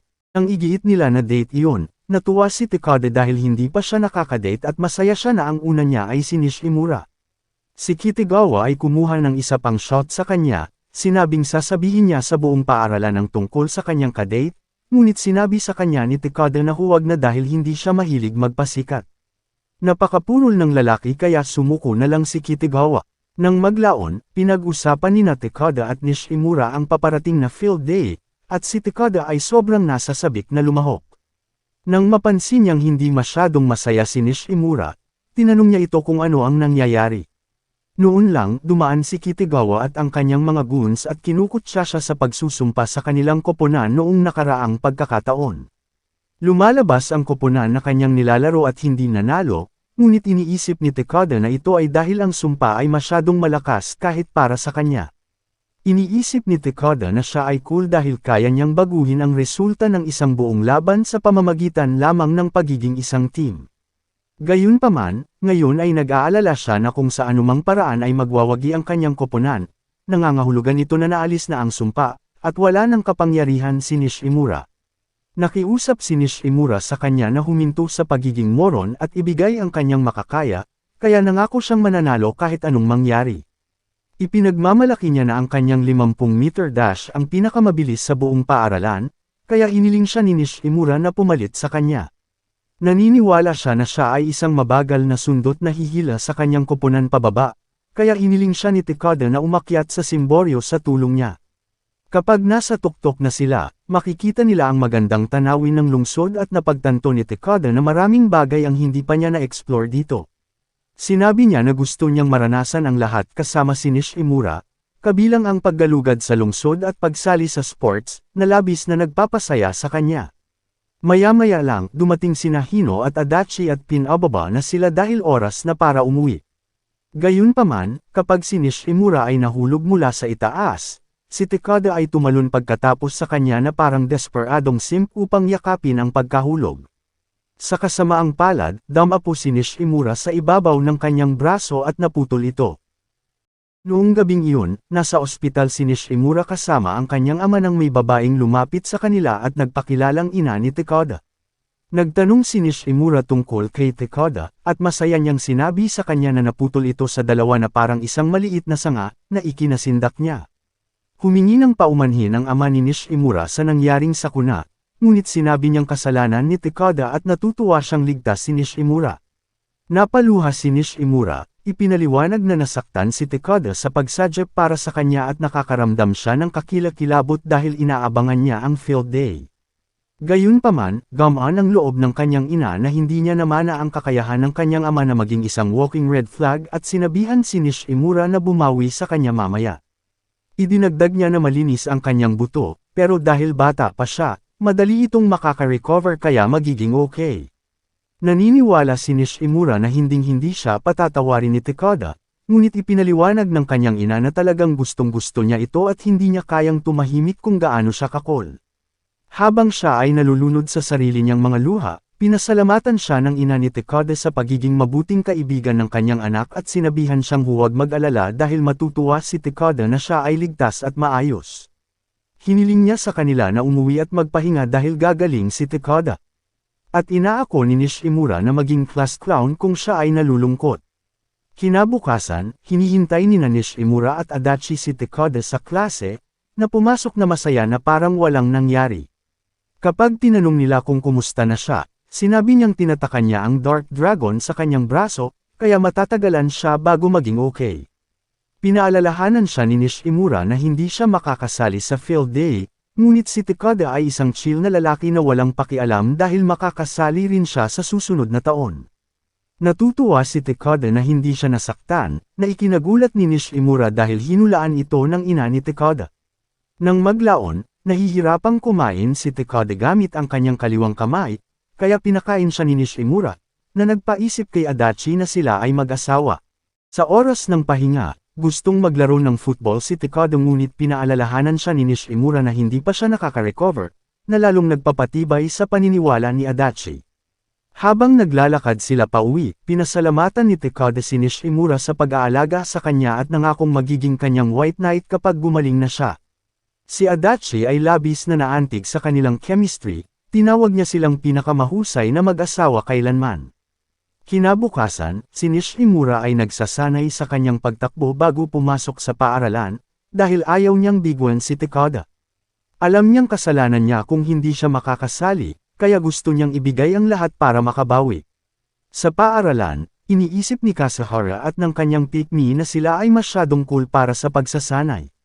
Nalulungkot ang propesor dahil ipapatakbo niya si Takada para sa mga lalaki, ngunit hindi yun posible ngayon. Naghahanap siya ng papalit kay Takada at pinili niya ang Kitagawa dahil mukha siyang preso na nakatakas sa kulungan. Kinakabahan si Kitagawa at gusto niyang si Hino ang mag-pitch para sa kanya, ngunit si Hino ay nakikilahok na sa giant ball rolling event. Si Takada sa kanyang karaniwang optimismo ay nagpapalaki kay Kitagawa, na nagbibigay sa kanya ng kumpiyansa na kailangan niya upang ihinto ang pagiging mapahiya. Ang propesor ngayon ay kailangang pumili ng isang babae para sa relay, at ang buong Kasahara crew ay nagsabi na sila ay nasa labas dahil ayaw nilang mapahiya ang kanilang mga sarili. Gusto ni Nishimura na pasayahin si Takada at gustong sumali. Ngunit bago niya itinaas ang kanyang kamay, nawala ang lahat ng kumpiyansa niya at nag-freeze sa isang lugar. Napansin ito ni Adachi at nagtanong kung ano ang mali, ngunit pinili ni Nishimura na itago ito sa kanyang sarili. Pagkatapos ng klase, papalabas na si Kasahara kung saan si Nishimura ay nasa mga anino at nabigla siya. Tinanong siya ni Kasahara kung bakit siya naririto, at hiniling ni Nishimura na tumakbo siya sa field de roulette bilang pabor sa kanya.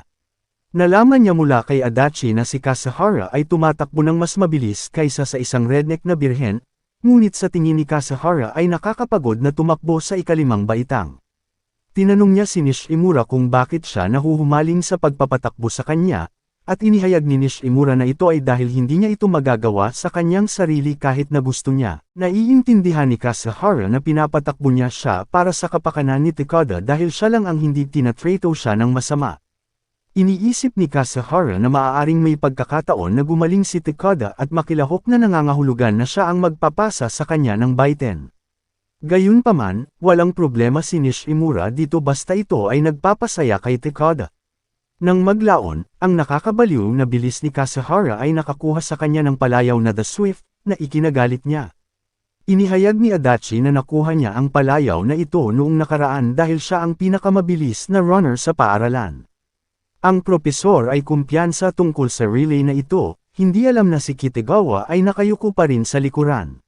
Sa field day, habang lumalahok ang mga mag-aaral sa tug of war, ipinahayag ni Nishimura na nasa ospital si Takada upang makakuha ng clearance mula sa mga doktor. Matapos makilahok sa isang laro kasama sina Kitagawa at Adachi, Nagpasya si Nishimura na magtanghalian kasama ang kanyang ama na gaya ng dati ay nagdadala ng higit sa kanyang makakain.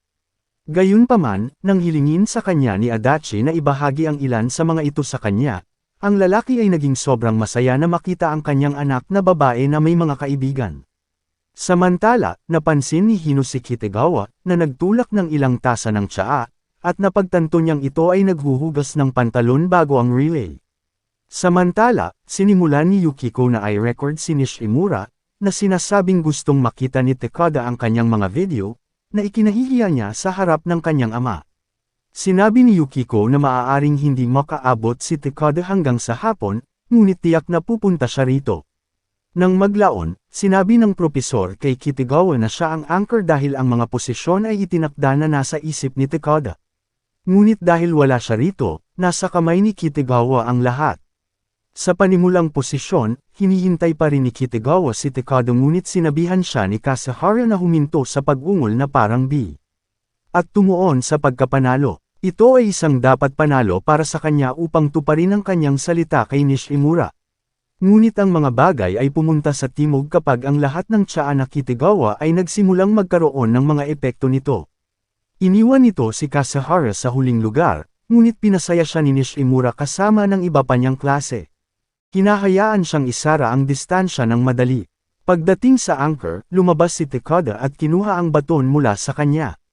Bilang pinakamabilis na mananakbo sa paaralan, nalalampasan ni Takada ang lahat ng kompetisyon at nanalo sa kabuuan. Habang pinapalibutan siya ng kanyang klase, lumabas si Kitagawa sa banyo at napagtantong na-miss niya ang lahat. Samantala, si Kasahara ay nakaupong mag-isa sa ilalim ng puno, nakahinga ng maluwag na hindi niya pinabayaan ang kanyang klase. Sa sandaling iyon, tumakbo si Nishimura sa kanya at niyakap siya ng may luha, nagpapasalamat sa kanya sa paglabas ng kanyang puso. Noong una, sinabihan siya ni Kasahara na umalis sa pag-aakalang masusumpa siya, ngunit mabilis na napagtanto na siya ay masyadong matanda para sa mga hanggal na bagay na tulad nito. Biglang lumabas si Takada at niyakap silang dalawa dahil hindi niya mapigilan ang kanyang kaligayahan. Nang maglaon, habang tinitingnan ni Nishimura ang mga larawan, tinawag siya ni Kasahara sa kanyang tunay na pangalan at humingi ng tulong sa kanya sa pag-aayos ng mga ito. Pagkatapos nilang matapos, inanyayahan sila ni Takada na maglakad pa uwi kasama niya, at sinabi ni Nishimura na hindi niya malilimutan ang araw na ito sa loob ng 1,000,000 taon. Makalipas ang ilang araw, gumawa si Nishimura ng 4-leaf clover na good luck charm para kay Takada, kaya hindi na niya muling saktan ang kanyang sarili. Pinag-iingat siya ni Kitagawa at ng kanyang squad, na nagpapaliwanag na lahat ng nahahawakan ni Nishimura ay nagiging maldita. Ito ay lalong nagpapasaya kay Takada dahil gusto niyang makuha ang sumpa nito. Hindi lamang iyon, ngunit ang isang good luck charm na isinumpa ng Grim Reaper ay isa sa isang uri, na ginagawa itong isang napakabihirang item. Nang maglaon, ang Pike Me Squad ng class ay hindi sinasadyang nakipag-eye contact kay Nishimura at kumilos na parang isinumpa sila ngayon. Super kinikilig na naman si Takada sa pag-aakalang si Nishimura ay may mystic eyes na hinahayaan ang isang tingin sa mga hangganan ng mundo. Tinawag ni Nishimura ang dalawa at ipinaliwanag ng mga tao na pinagtatawanan lang siya ng mga mata dahil mukha silang patay na isda. Gayunpaman, pumasok si Takada sa isang malalim na sesyon ng yapong tungkol sa kung gaano kaganda ang kanyang mga mata na nagpapamula sa kanya. Kinabukasan, nagpakita si Nishimura na may suot na eye patch, at naniniwala ang mga babae sa kanyang klase na ginagawa niya ito para makuha ang atensyon ni Takada. Nakaramdam si Takada na may ginawa siya para sa kanya, ngunit ipinaliwanag ni Nishimura na nagkaroon siya ng bukol sa kanyang talukap, kaya kinailangan niyang takpan ito.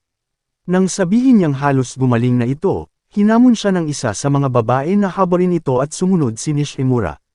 Nang makita ni Takada ang kanyang mga mata, sinimulan niyang purihin siya kung gaano siya kaganda kaya natarante siya. Nang maglaon, pinagtatawanan ng mga babae ang puting Amerikana ni Nishimura, na wala sa karakter niya, at si Kasahara, pagkatapos ng sandali ng pakikipagbonding niya kay Nishimura, ay tinawag silang pile at umalis. Pinag-iisipan niya ang lahat ng pagkakataong nasaktan niya si Nishimura, at naniniwala siyang siya ang pinakamasamang tao sa buong klase sa paggawa nito. Nang maglaon, pinuri ni Nishimura si Kasahara sa pamamagitan ng pagtawag sa kanya ng sobrang cool na nakakagulat sa kanya. Tinanong niya kung ano ang cool tungkol sa kanya at sinabi ni Nishimura na gusto niya ang paraan ng pananamit niya. Si Kasahara ay pumasok sa malalim na pagsusuri sa sarili, na inaalala kung paano niya pinagtatawanan ang mga damit ni Nishimura. Pagkatapos, tumakbo si Nishimura sa Kitagawa na nagsasabi sa kanyang mga kaibigan tungkol sa isang panaginip kung saan nakita niya ang Grim Reaper. Habang sinisimulan nilang pagtawanan si Nishimura, tumakbo si Takada at sinabing na panaginipan niya ito, na nagpapasalamat sa kanya sa pakikipag-hangout sa kanya kahit sa kanyang pagtulog. Ipinaalala sa kanya ni Nishimura na ito ay ang kanyang sariling budi, ngunit sa palagay ni Takada ay unti-unti na niyang nabubuo ang sumpa, kaya naman maaari nang salakayin ni Nishimura ang kanyang mga panaginip ngayon. Ipinaliwanag ni Nishimura kung paano nakakatakot ang mga tao kapag nakita nila siya sa kanilang mga panaginip, ngunit si Takada sa kabilang banda ay sobrang masaya tungkol dito. Nagpakita si Hino at sinabing nakita niya silang dalawa sa kanyang panaginip, at tuwang-tuwa si Takada dahil magkasama sila ni Nishimura kahit sa panaginip ng iba. Nang maglaon, binisita ni Nishimura si Takada upang ibalik ang manga na hiniram niya, ngunit inanyayahan siya ni Yukiko para uminom ng tsaa. Tinanong niya si Nishimura kung nabuli ba siya sa kanyang talunan na kapatid. Ngunit sinabi ni Nishimura na ayos lang dahil si Takada ay isang payaso na kumukuha ng lahat ng init. Pag-uwi ni Takada, diretsyong sinabi ni Yukiko kay Nishimura na narito ang kanyang magiging asawa, na nagpakaba sa kanya. Nang pumasok si Takada sa silid, napansin niyang pulang-pula si Nishimura, at humihingi ng tawad si Yukiko sa panunokso sa kanya. Kinabukasan sa paaralan, nalaman ni Adachi na si Nishimura ay may pusa at nagtanong kung maaari ba itong sumama sa kanya. Nagseselos si Takada dahil hindi pa siya nakakapunta sa bahay ni Nishimura, kaya inanyayahan din siya ni Nishimura at si Hino. Nang gabing iyon, nililinis ni Nishimura ang kanyang silid kaya walang nakakaalam na ang kanyang buhay ay kasing basura ng kanyang sahig. Nang umuwi ang kanyang ama, nagpasya siyang huwag sabihin sa kanya ang tungkol sa pagdating ng kanyang mga kaibigan, ngunit nahuhulaan lamang ng lalaki ang kanyang reaksyon. Pagkatapos maglinis, inilabas ni Nishimura ang lahat ng kanyang cute na kasuotan para makita kung saan hindi gaanong nakakahiya. Pagkatapos ay tumakbo siya papunta sa kanyang ama na pinupuri ang kanyang damit, ngunit mayroon silang mas malaking issue. Ang kanyang mga kaibigan ay darating bukas at kailangan nilang kumuha ng merienda, kaya nagmadali sila sa pinakamalapit na tindahan. Pagkatapos gumugol ng panghabang buhay na pagpili ng cake, umuwi si Nishimura sa bahay at inaasam-asam na makakain ito kasama ng kanyang mga kaibigan. Kinabukasan, nagising si Takada na tuwang-tuwa dahil bibisitahin niya si Nishimura. Ngunit inihayag ng kanyang ina na kailangan nilang kumuha ng rain check dahil siya ay nasa masamang sipon. Samantala, si Nishimura ay nasa kama at humihingi ng paumanhin sa kanyang ama ng higit na ginawa ito para sa kanya. Sinabi ng lalaki sa kanya na okay lang na umasa sa mga magulang at hinihiling sa kanya na magpahinga ng maayos. Hindi mapigilan ni Nishimura na madismaya sa kanyang sarili dahil sa pagpapabe sa kanyang mga kaibigan. Nang pumasok si Kuro sa silid, naisip ni Nishimura na binaygo niya rin siya dahil lahat ay lalapit sa kanya upang makipaglaro sa kanya. Nahihiya siya dahil pinaghirapan niya ang isang bagay na napakaliit at pinagsisisihan niya ang pagbili ng cake dahil masasayang ito ngayon. Sa sandaling iyon, napansin niya si Takada na hinawakan ang kanyang kamay at sinabi sa kanya na tutulungan niya itong tapusin ang cake. Nakita niya na ang lahat ng kanyang mga kaibigan ay nagpasya na pumunta pa rin, upang maalagaan nila siya at magkaroon ng maraming kasiyahan. Iniisip ni Nishimura na siya ay nangangarap at napakasaya na magkaroon ng mga kaibigan sa unang pagkakataon. Pagkaraan ng ilang oras, nagpasya silang umalis para makapagpahinga si Nishimura, ngunit hindi bago binigyan siya ni Hino ng libreng kupon mula sa Raymond Shop ng kanyang mga magulang. Nang sila ay tumalikod upang umalis, si Nishimura ay bumangon at hinawakan ang braso ni Takada, nakikiusap sa kanya na manatili ng kaunti pa, dahil nararamdaman niyang nag-iisa ito nang wala siya. Mamaya, kapag siya ay nagising, napagtanto niya na ang kanyang lagnat ay nawala. Naalala niya ang pagkakaroon ng kakaibang panaginip tungkol sa pagdating ng kanyang mga kaibigan, ngunit nang mapansin niya ang libreng kupon sa tabi ng kanyang unan, napahiya siya ng husto.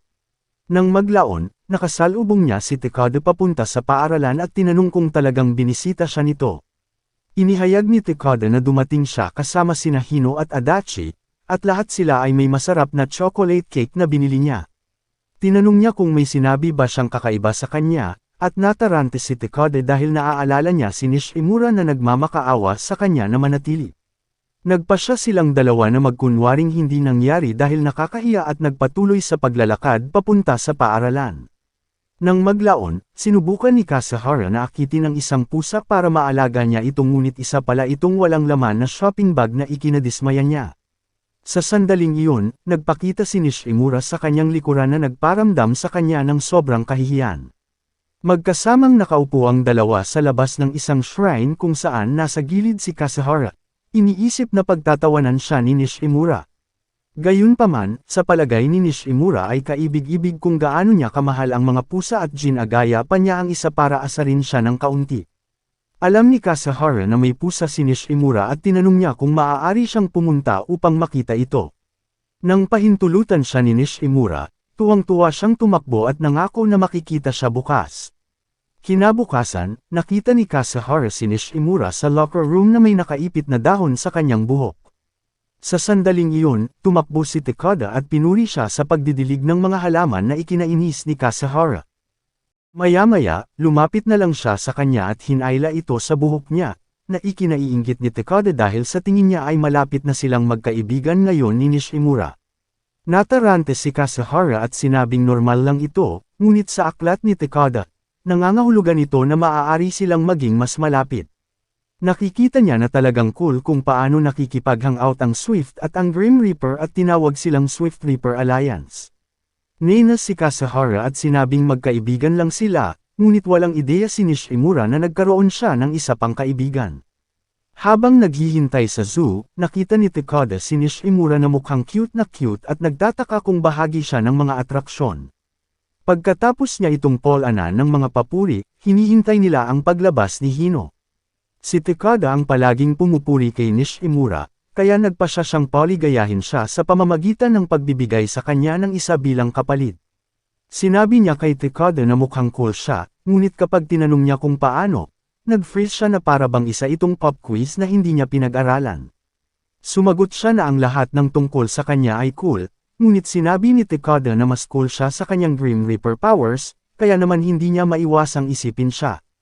Dahil dito, si Nishimura ay namula ng husto para siyang naglalakad na kamatis, at napagtanto niyang ang pagpuri sa mga tao ay talagang mahirap.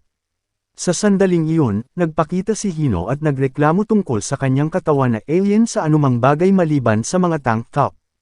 Pagkatapos ay napansin niya na si Takada ay may malaking ngiti sa kanyang mukha, malamang dahil nakatanggap siya ng papuri.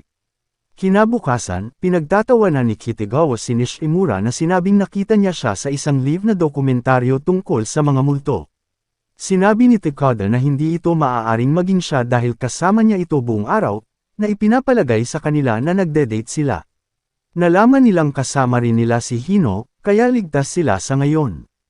Gayunpaman, nang sabihin ni Hino na umalis siya ng maaga dahil may mga plano siya kasama si Adachi, napagtanto ni Kitagawa na pareho silang nagde-date. Nang maglaon, nasa labas si Nishimura sa pamimili ng biglang sumulpot si Takada at nagtanong kung anong kanta ang kanyang kinakanta. Nahihiya si Nishimura at tumanggi na sabihin sa kanya, na nagpaisip sa kanya na ito ay isang sinumpa na kanta. Sa tingin niya ay kaibig-ibig ito at hinihimok siyang kumanta para magkaroon din siya ng sumpa. Nag-aalok pa siya na hawakan ang kanyang mga bag, ngunit sinabi ni Nishimura na hindi niya makukuha ang gusto niya. Gayunpaman, nang makita niya kung gaano kadesmaya ang hitsura ni Takada kumpara sa literal na 5 segundo ang nakalipas, nagpasya siyang kumanta na nagpapasaya sa kanya. Kinabukasan, pumunta ang squad kay Takada at sinabi sa kanya na napakakulit niya dahil napakalapit niya kay Takada. Tinatawag nila ang kanyang pag-uugali bilang ipinagbabawal na fraternization, na ikinatakot ni Takada dahil ang kanyang tanggang puwet ay hindi man lang mabaybay ang salita. Ipinaliwanag nila kung paano binansagan ng mga manggugulo ang mga batang nakikipag-usap sa magkaibang kasarian, ngunit iniisip ni Takada na manggugulo rin sila dahil palagi silang nakikipag-usap sa kanila. Humingi siya ng paumanhin sa mga ito dahil ginawa silang manggugulo, na ipinapaunawas sa kanila na siya ay masyadong pipi para asarin. Nang maglaon, tiniyak sa kanya ni Nishimura na ang pakikipag-usap sa mga babae ay hindi gumagawa sa kanya ng isang manggugulo. Gumaan ang loob ni Takada, na sinasabing mamamatay siya kapag hindi na niya ito makakausap. Sa bahay, pinag-uusapan ni Yukiko at ng kanyang kaibigang si Kasumi ang isang lalaking gusto ni Kasumi na tila isang bookworm. Sa sandaling iyon, pumasok si Takada upang mag-hi, at agad na sinabi sa kanya ni Yukiko ang tungkol sa Kasumi na pupunta sa isang Christmas date kasama ang isang lalaki. Tinanong ni Takada si Yukiko kung ano ang kanyang ginagawa, at ibinunyag niya na mag-cram siya sa paaralan dahil walang gustong pumalakpak sa kanyang mga pisngi. Tinanong niya siya kung mayroon siyang anumang mga plano, at ipinahayag ni Takada na pupunta siya sa pamimili kasama si Nishimura. Sa bisperas ng Pasko, nagkikita sina Nishimura at Takada sa isang mall para bumili ng mga gamit para sa Christmas party. Super excited si Takada dahil sa tingin niya ay mas cool pa ang paghahanda para sa party kaysa sa mismong party. Sinabi ni Nishimura na hindi siya kailanman nagpasko kasama ang mga kaibigan, at sinabi ni Takada sa kanya na subukang gawin ang mga bagay na hindi niya karaniwang ginagawa, tulad ng pagiging nakakatawa kahit minsan. Sinabi niya sa kanya ang tungkol sa sparkling cider, cake, pritong manok, at pagpapalitan ng mga regalo, at napagtanto ni Nishimura na talagang nag-e-enjoy siya. Sa sandaling iyon, nakatanggap si Nishimura ng tawag mula kay Hino para ipaalam sa kanya na tinutulungan niya si Yukiko sa pagdekorasyon ng bahay. Malalaman din nila na darating si Kasahara at natuwa si Nishimura na inimbitahan siya. Nang maglaon, naghanap ang dalawa ng pastry shop kapag may dumaan na mag-asawang nasa hustong gulang at ipinapalagay na sila ay isang batang mag-asawang na nasa Christmas date, kaya namula si Nishimura. Gayunpaman, nakahinga si Nishimura na si Takada ay masyadong hanggal upang maunawaan at tinalikuran ito. Pagkatapos ay nakita niya si Kasumi at ang kanyang lalaki na magkasamang nakaupo sa isang parke at sinabing cute sila in lovey-dovey, tulad nila ni Nishimura. Nagpasya siyang mag-hi sa kanila, ngunit bago niya magawa, naghalikan si Kasumi at ang kanyang lalaki. Kaya kinabahan si Takada at nagtago sa likod ng mga palumpong. Naalala niyang tinanong niya si Nishimura kung maaari niya itong halikan kapag matanda na sila at naging pula na ang lahat. Maya-maya, magkahawak kamay na naglakad ang dalawa pa uwi, ngunit naramdaman ni Nishimura na may kakaiba kay Takada. Pag-uwi nila, pareho silang namumula at sinusubukang iwasan ang pagtama ng mga mata, na ginagawang nagtataka ang iba kung may nangyari sa pagitan nila.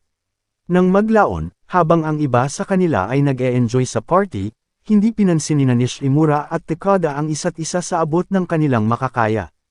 Napansin ito ni Kasahara at sinabi kay Adachi, na naniniwalang may nangyari habang sila ay namimili. Habang iniisip nila kung paano aayusin ang mood, nakakuha si Hino ng napakatalino na ideya at nagmumungkahi na makipagpalitan sila ng mga regalo. Nakuha ni Takada ang unang numero at makakapili siya ng kahit anong gusto niya, kaya pumili siya ng mas maliit dahil mas maliit ang pagkakataong maging isang bihirang item sa mga video game. Ito pala ay isang lip balm mula sa Kasahara, na nagsasabing mahalagang alagaan ng mga lalaki ang kanilang mga labi.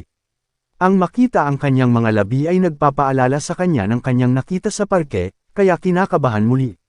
Samantala, si Adachi ay nakakuha ng mga sticker ng bigoat mula kay Takada at Hino, nakakuha ng Rizzler Boy Shades mula kay Adachi na kahit papaano ay nagmukhang mas stupider kaysa dati.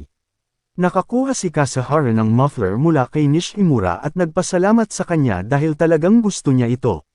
Nagpasalamat si Nishimura sa kanyang likod para sa lahat ng kanyang ginawa noong field day, na nagpablush sa kanya.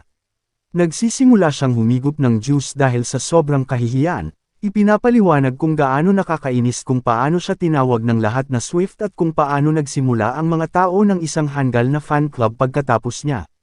Napagtanto na siya ay kumikilos bilang isang sorry tanga, nagpasya siyang ibalik ang mga talahanayan sa pamamagitan ng pagturo kung paano naging kakaiba si Takada, na nangangahulugang may nangyari sa pagitan nila ni Nishimura. Sa sandaling iyon, si Takada ay nagtungo sa balkonahe ng mag-isa, kaya nagpasya si Nishimura na suriin siya. Tinanong niya si Takada kung bakit iba ang kinikilos niya, at sinabi ng lalaki na ito ay dahil gusto niya siya. Hindi siya sigurado kung paano ito naiiba sa kung paano niya gusto si Hino at ang iba pa, ngunit siya ay sapat na matalino upang malaman na ito ay hindi pareho. Tinanong niya si Nishimura kung maaari niya itong halikan na nagpapatakbo ng kanyang puso sa isang marathon. Pagkatapos ng ilang sandali ng katahimikan, marahan niya itong itinulak palayo at ipinaliwanag na hindi niya ito dapat madaliin at halikan lamang kapag sigurado na siya tungkol dito. Gayunpaman, nang sabihin ni Takada na hindi ito kapritsyo at talagang gusto niya itong halikan, si Kasahara ay nagpakita ng mataas sa kumikinang na cider at hiniling sa kanila na pumasok na. Pagkatapos siyang kunin ni Adachi, sinabi ni Takada kay Nishimura na ipagpapatuloy nila ang pag-uusap na ito mamaya at bumalik sa loob, na iniwang labis na kinakabahan si Nishimura. Nang maglaon, binanggit ni Adachi na hindi pa binubuksan ni Nishimura ang kanyang mga regalo, kaya nasa sabik ang lahat para dito. Ito pala ay isang pulang tank top mula sa Hino. At nang sabihin ni Adachi na gusto niyang makakuha ng regalo mula sa kanya, naghinala si Kasahara at tinanong si Nishimura kung may crush si Adachi kay Hino. Nang kumpirmahin ni Nishimura ang kanyang hinala, napagtanto ni Kasahara na siya ang greatest third wheel sa kasaysayan ng mga third wheels. Sa bisperas ng bagong taon, nag-text si Takada kay Nishimura para ipaalam sa kanya na darating ito para sunduin siya kasama ng kanyang pamilya. Ngunit kinakabahan si Nishimura nang maalala ang kanilang pag-uusap sa balkonahe. Hindi niya alam kung paano haharapin ang moron na ito ngunit hindi ito napapansin ni Takada dahil sa pagiging palakaibigan nito. Habang banibisita nila ang dambana na maraming tao, nakaramdam ng lamig ang ina ni Takada kaya umalis siya para kumuha ng maiinit na inumin para sa lahat, iniwan si Yukiko na namamahala sa mga bata. Napansin ni Nishimura na napakasaya ni Takada ngayon, at kinikilala siya ng lalaki para dito, na sinasabing ginawa niyang mas masaya ang kanyang buhay. Gayunpaman, pakiramdam ni Nishimura ay siya ang nagpabuti ng kanyang buhay. Naalala niya ang lahat ng mga naranasan nilang magkasama tulad ng sabay na paglalakad papuntang paaralan, pagbisita sa burol ng kanyang ina, pagsasalo ng tanghalian at lahat ng bagay. Nagpapasalamat siya kay Takada sa lahat ng ginawa nito para sa kanya na talagang nagpapasaya sa kanya. Nang maglaon, nang makarating sila sa dambana, sinabi ni Takada na ang kanilang mga nais ay dapat na maging isang lihim, ngunit siya ay may pakiramdam na siya at si Nishimura ay hilingin para sa parehong bagay. Sa sandaling iyon, bumalik ang ina ni Takada na may dalang maiinit na inumin at nakitang dumudugo ang ilong ni Yukiko dahil sa nakikitang cute ng kanyang kapatid at ni Nishimura. Maya-maya pa, dumating na rin sina Hino at Adachi at nag-wish sila sa harap ng shrine. Nang maglaon, isiniwalat ni Takada na mayroon siyang sariling telepono upang makapagpalitan sila ni Nishimura ng impormasyon sa pakikipag-ugnayan ngayon. Napagtanto ni Nishimura na hindi nauunawaan ni Takada ang konsepto ng pagdadala ng mga bagay na mabagal, ngunit ito mismo ang dahilan kung bakit sila nagkakasundo ng maayos kaya wala siyang problema dito. Sa paglaon sa paaralan, ang guro ay nagpalit ng mga upuan at ang mga mag-aaral ay nagsimula ng isang bulong-bulungan na ang mga taong magkasama ng 2 beses ay tiyak na umibig. Hindi makita ni Adachi ang board mula sa kanyang upuan, kaya humingi siya ng pahintulot sa propesor na makipagpalitan ng kanyang upuan sa susunod na tao, na nagkataong si Nishimura. Ito ay nagpapahintulot sa kanya na makaupo muli sa tabi ni Takada, na nagpapaisip sa kanya kung naniniwala siya sa chismis o hindi. Nang maglaon, may napansin si Kitagawa tungkol kay Takada, na nagpahayag na hindi niya maalis sa isip si Nishimura nitong huli. Nagsimula siyang magyakan tungkol sa kung gaano siya kasaya kasama si Nishimura, at nagsimulang isipin ni Adachi na ito ay dahil mahal niya ito. Kapag sinabi niyang sumikip ang kanyang dibdib sa tuwing kasama niya si Nishimura, tinatakot siya ni Kitagawa sa pagsasabing ito ay isang sumpa, ngunit lalo pang nasasabik si Takada. Si Adachi ay 100% sigurado na siya ay umiibig, ngunit hindi niya maiwasang mabaigo sa kung gaano katanga ang mga lalaki. Nang maglaon, sinabi sa kanya ni Nishimura ang parehong bagay, at si Adachi ay hinalinhan na hindi ito isang panig, tulad ng kanyang sariling miserableng kwento ng pag-ibig. Kinabukasan, tumakbo si Takada sa sobrang cool na base ng Scorpion Crew, na inangkin nila nang hindi man lang nagtanong sa mga guro. Tuwang-tuwa si Takada dito, lalo na kapag iniimbitahan siya ni Kitagawa. Habang nasa bahay siya, yumuko hanggang sa kanya at nakiusap sa kanya na iligtas ang kanilang squad. Ibinunyag nila na nakipagdigma sila sa crew ng butiki, at ang kanilang mga aktibidad ay kinabibilangan ng pakikipaglaban para sa dodgeball, umbrella duel sa tag-ulan, at isang step skipping contest. Gayunpaman, palagi silang natatalo at nakabuo ng isang bomba ng ipis upang sa wakas ay talunin sila. Naglagay sila ng mga ipis sa isang kahon na nagbubukas sa isang timer, ngunit hindi nila sinasadyang itinanim ito sa maling silid-aralan. Gusto nilang tumulong kay Kitagawa sa bagay na ito dahil ang locker na pinaglalagyan nila nito ay talagang kay Nishimura. Nilinaw ni Kitagawa na wala siyang pakialam sa kanya, ngunit ang kanyang moral na alituntunin ay huwag na huwag isali ang mga sibilyan sa digmaan, kaya naman kailangan nilang tulungan siya nang hindi nagpapalam sa kanya. 10 minuto bago ang pagpapasabog, pumasok si Takada sa silid-aralan at diretsyong tinanong si Nishimura kung nakakita siya ng bomba. Mabilis niyang napagtanto na hindi niya dapat malaman at tinalikuran ito. Ngunit narinig ito ni Hino na naging dahilan ng pagkataranta ng buong klase.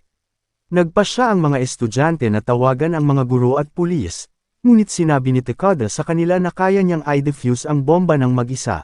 Gayunpaman, ang mga kaklase ay hindi hahayaang mahulog ang kanilang buhay sa kanyang malamayan na mga kamay at magsimulang magpanik. Iyon ay kapag sinabi ni Nishimura na nakakita siya ng isang kakaibang kahon sa kanyang locker kanina at ibinigay niya ito sa propesor. 1 minuto na lang ang natitira bago ang pagsabog si Takada ay tumakbo sa guro upang matiyak na hindi siya mamamatay sa pagsabog. Sumunod ang Scorpion Crew at tumakbo papunta sa propesor na may hawak ng device. Gayunpaman, mas nakatuon siya sa pagtiyak na walang tumatakbo sa mga bulwagan, na nagiging sanhi ng pag-ubos ng timer. Maya-maya lang, lumabas sa kahon ang isang pulutong ng mga ipis at ang mga hiyawan ay naririnig sa buong paaralan. Pagkatapos ng klase, lahat ay naglalakad pauwi sa kawalan ng pag-asa, ngunit masaya si Takada dahil hindi nasaktan si Nishimura. Ibinunyag niya na ang lumang Scorpion Crew ay tinanggal, ngunit siya ay iniimbitahan din sa bago. Tinanong ni Nishimura kung gusto niyang sumali dito, ngunit sinabi ni Takada na hindi siya pupunta kahit saan kung hindi siya iniimbitahan. Naniniwala siyang mas cool ang Grim Reapers kaysa sa mga Scorpion at nagpasya siyang gumawa ng sarili nilang crew kung saan maaari nilang anyayahan si Hino at ang kanilang mga kaibigan. Kinabukasan, hiniling ng propesor sa mga estudyante na gamitin ang kanilang imahinasyon at iguhit ang kanilang sarili 10 taon mula ngayon. Iginuhit ni Adachi ang kanyang sarili bilang isang zookeeper, iginuhit ni Kasahara ang kanyang sarili bilang isang rich twitch thought, at si Hino ay gumuhit ng mga tank top. Walang maisip si Nishimura, at iginuhit ni Takada ang kanyang sarili bilang isang kabalyero na nagpo-protekta sa kanyang goth queen. Humihingi ng paumanhin si Takada dahil hindi niya siya kayang iguhit na kasing cute niya sa totoong buhay, kaya namula siya muli. Kinabukasan, may masarap na amoy si Takada kay Nishimura, na lumalabas na ang kanyang bagong shampoo. Hiniling ni Takada sa kanya na patuloy na gamitin ang isang ito, ngunit nag-aalala si Nishimura na isipin ng kanyang mga kaklase na sinusubukan niyang mang-akit ng mga lalaki sa pamamagitan ng pag-amoy. Gayunpaman, sinabi ni Takada na maaari niyang makuha ang pinakamainit na gabay kahit na hindi maganda ang amoy dahil mayroon siyang espesyal na alindog sa kanya. Sa isang weekend, naiinip si Takada sa bahay ngunit nasasabik siya nang makatanggap siya ng text mula kay Nishimura. Sa kabilang banda, iniisip ni Nishimura na siya ay nakakaabala sa pamamagitan ng pagpapadala ng mga nakakainis na mensahe sa kanya. Ang mga babae sa kanyang klase ay nagpakalat ng tsismis na sinumang makatanggap ng mensahe mula kay Nishimura ay masusumpa kung hindi nila ito ipapasa sa 20 tao. Kaya sa tingin niya ay nahulog si Takada sa tsismis na iyon. Gaya ng hinala niya, talagang naniniwala si Takada ngunit sobrang nasasabik siya dahil gusto niyang masumpa. Gayunpaman, tumugon siya sa kanya na napakasaya niya na maaari siyang mamatay na nagpapagulo sa kanya. Naniniwala siyang kailangan niyang ipasa ang mensahe sa 20 tao ngayon, ngunit iminumungkahi ni Yukiko na sabihin niya ng personal sa kanyang mga kaklase. Kaya sa susunod na araw, naglibot siya at sinasabi sa lahat na nakatanggap siya ng sobrang espesyal na mensahe mula kay Nishimura noong weekend.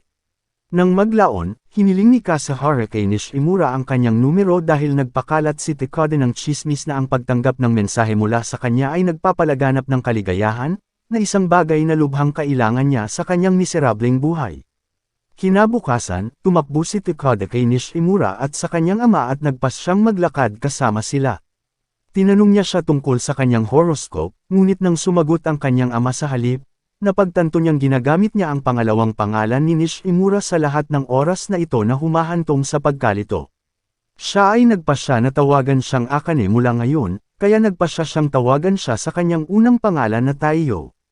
Kahit nakakaiba para kay Nishimura na biglang lumipat sa isang first name basis, nagpasya siyang buksan ang sarili ng kaunti dahil napapasaya nito si Takada. Iyon lang para sa video na ito. Mag-iwan ng like at comment kung aling anime ang gusto mong susunod nating i-cover. Kung gusto mo ng higit pang mga recap tulad nito, mangyaring mag-subscribe at suportahan ang ating channel. Hanggang sa muli.